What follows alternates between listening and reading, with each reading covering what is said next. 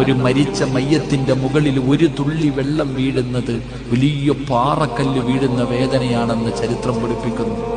അപ്പൊ മയ്യത്ത് കുളിപ്പിക്കുമ്പോ സൂക്ഷ്മത പുലർത്തണം. അറിയാത്തവര് കുളിപ്പിക്കരുത്. ചിലരെന്തോ അല്ലാഹുവേ ജീവിച്ചിരിക്കുന്നവരെ പോലെ പല്ല് തേക്കുകയും എടുത്തു പൊക്കുകയും വയറിനകത്ത് നിൽക്കുക, അങ്ങനൊന്നും ചെയ്യല്ല സഹോദര. അറിയാത്തവര് ചെയ്യരുത്. വല്ലാത്ത വേദനയാ മയ്യത്തിന്. അതുകൊണ്ടാണ് മക്കള് കുളിപ്പിക്കണം. അല്ലാഹുവേ പടച്ചവനെ, നമ്മളെ ഒരുപാട് കുളിപ്പിച്ചതല്ലേ നമ്മുടെ ഉമ്മ, നമ്മുടെ ഉപ്പ. അവരെ എടുത്തിങ്ങനെ കയ്യിൽ വെച്ചിട്ട്, തല പിടിച്ച് കയ്യിൽ വെച്ചിട്ട്, കണ്ണിൽ നിന്ന് വീഴുന്ന കണ്ണുനീരിൽ വേണം അവരുടെ മുഖം കഴുകാൻ. അതിനു പോലും നിന്റെ മക്കൾക്കറിയില്ലെങ്കിൽ ഈ 45 കൊല്ലം കൊണ്ട് നീ എന്ത് നേടി? ഇവിടെ എവിടെങ്കിലും പള്ളിപ്പറമ്പിൽ കൊണ്ടുവന്ന് കുഴിച്ചിട്ടിട്ട് പോകുമ്പോ ആ ഉപ്പയുടെയും ഉമ്മയുടെയും ഖബറിന്റെ ചാരത്ത് നിന്നിട്ടൊരു യാസീൻ ഓതാൻ, ഉപ്പയുടെയും ഉമ്മയുടെയും ഖബറിന്റെ ചാരത്ത് പോയി നിന്നിട്ടൊരു യാസീൻ ഓതി ദുആ ചെയ്യാൻ അറിയോ മക്കൾക്ക്?